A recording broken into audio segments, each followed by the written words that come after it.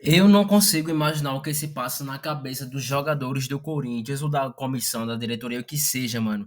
Se é um pouco de soberba, o que seja. Em casa, o Corinthians há muito tempo já não tem uma força que já teve.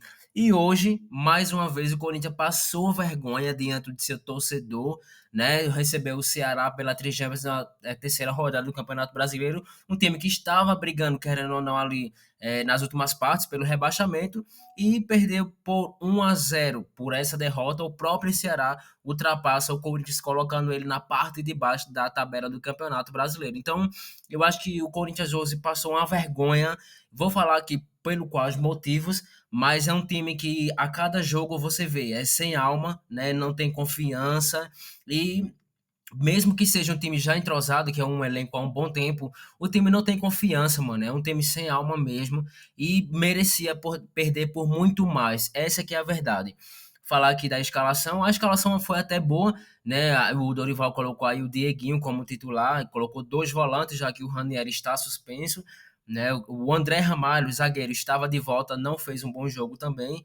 E o Gustavo Henrique, que aí sim é o melhor zagueiro do Corinthians. No primeiro tempo, o jogo começou bem acirrado, né, como era de se esperar. O Corinthians começou interceptando bem as jogadas ali do Ceará, né, marcando muito bem, mas não tinha criatividade. Na verdade, o jogo inteiro foi isso. O Corinthians teve maior posse de bola no primeiro e no segundo tempo, mas a criatividade zero. E é isso mesmo. Esse trio aí de ataque, que é o Memphis e o Yuri Garro, não vale de nada. Para mim, o melhor jogador é o Garro. O Yuri, há muito tempo que não vem jogando bem. E o Memphis deixou de jogar no Corinthians desde o ano passado, desde o Campeonato Paulista, que o Memphis não joga nada, nada. Vou falar mais. O pior erro da diretoria do Corinthians esse ano foi não ter vendido o Yuri por uma marca histórica. Seria um valor recorde. Burrice dos diretores acreditar nesse cara. Não joga. Esse é um cara para contrato de 2 anos no máximo. E desse trio de ataque aí que tem uma história, né? Que o Corinthians é muito forte com esse trio, nunca perde, já é a segunda que perde. E vou falar novamente, eu não queria falar, né? Como eu já disse que não ia falar, mas não tem como falar desse Memphis, que foi cobrar uma falta hoje e teve uma cobrança assim ridícula, ridícula, né? E chutou ali no bumbum do Gustavo Henrique, que estava deitado no campo. E ele, mano, mostra mais, cada vez mais, que não tá nem aí pro Corinthians, pô. Porque você acha que o Memphis, segundo a diretoria, cedeu, disse: não, vou ajudar o Corinthians a diminuir as despesas? Porque ele está pouco se lixando pro Corinthians. Joga em casa contra time de menor expressão, como, por exemplo, é o Ceará, com todo respeito, mas quando vai lá no Maracanã contra o Flamengo, arrega, né? Quando faz outros jogos grandes assim, o Memphis arrega, mano. Então, se a diretoria quiser renovar com esse cara, fora Fabinho, que é um cara que eu defendo muito e gosto. E o Osmar, próxima eleição, fora. Memphis não merece o Corinthians. Ele acha que é maior do que o clube. Já falei isso aqui. E a torcedor que é fanático, que é cego, não entende isso. Mas a gente tem que ver o desempenho do cara dentro de campo. E dentro de campo, o Memphis há muito tempo que não faz nada, nenhuma assistência, né? O cara ganha para jogar e eu acho engraçado que ele ganha para dar assistência.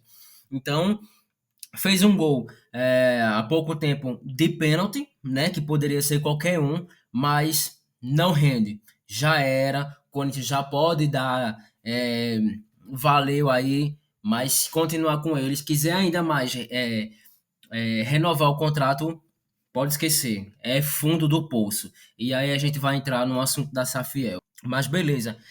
O Corinthians continuou tentando, né? Aos 20 minutos ali, o Gustavo Henrique, que foi um dos melhores jogadores, mais ofensivo ainda do que os atacantes, é um zagueiro.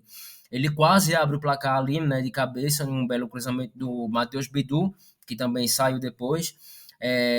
E depois o gol foi anulado, né? Ele conseguiu até fazer um golaço de cabeça, como ele sempre faz, ele é alto, mas o gol foi anulado por impedimento. Aos 32, o Ceará abre o placar, ou veja, quase ali no final do primeiro tempo, Ceará abre o placar e o Corinthians sai perdendo no primeiro tempo por incompetência. Isso mesmo, incompetência do time do Corinthians, que não aproveitou as chances. Claro, não vou tirar o mérito que o Ceará estava marcando bem e fez um bom jogo, mas o Corinthians teve mais posse de bola, o Corinthians foi superior e tem jogadores melhores para ganhar esse jogo. Inclusive, esse jogo, o Ceará ganhou fez um ato histórico. O Ceará nunca tinha ganhado pelo Campeonato Brasileiro do Corinthians em sua casa, na Neoquímica Arena. O Ceará foi hoje e ganhou. Pois é. No segundo tempo, o jogo começou. O Corinthians começou, né, tentando colocar ali pressão, estava precisando do resultado diante do seu torcedor. Continuou com a posse de bola, mas sem êxito. Aquela posse de bola que é da intermediária para trás. E o Ceará teve também várias chances boas ali no contra-ataque. Né? O Ceará é um time que joga no contra-ataque e aproveita. Então, falar uma coisa que o Rafael Ramos, o Pedro Henrique, que foi jogadores do Corinthians ainda esse ano ou ano passado, tiraram onda com o Corinthians. Foram lá e tiraram onda, mano. Então foi isso. Aí o Garro tomou o cartão amarelo, está fora do próximo jogo que vai ser contra o São Paulo, apesar de ser na Neoquímica Arena. O Corinthians vai perder esse jogo. O Corinthians vai perder esse jogo contra o São Paulo. São Paulo está numa depressão grande, numa crise. Mesmo assim, eu acredito que o Corinthians não é páreo para o São Paulo, porque o time do Corinthians é um time sem alma, é um time sem raça, é um ou outro que se salva. E se for fazer o que vem fazendo nos últimos jogos, são duas vitórias já, duas derrotas, na verdade. Duas derrotas consecutivas, meu irmão, esquece. Esse era o jogo para o Corinthians conseguir uma vaga no G8.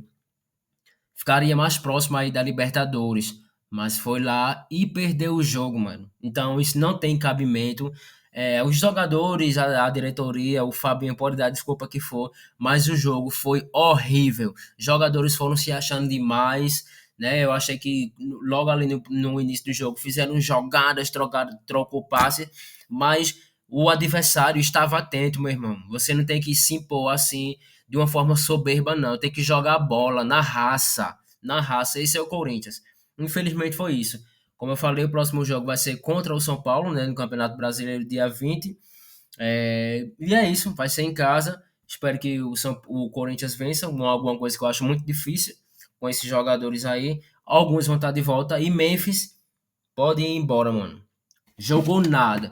Há muito tempo, o Yuri e Memphis não decidem jogos. São jogadores que ganham milhões de reais por mês. Milhões, milhões. Né? Que, porra, dava para contratar vários. Eu não falar nem da realidade da sociedade brasileira. E esses caras ganham milhões de reais, são ricos e não resolvem jogo, pô. Os caras não jogam, mano. E Yuri, ó, velho. Yuri, foda, já resolveu o jogo, mas há um bom tempo, né? De agora não. Inclusive, eu já falei antes, eu temo o Yuri de 2023, que é aquele cara que virou meme. Diz que já se curou da sua doença e tal, mas joga nada também.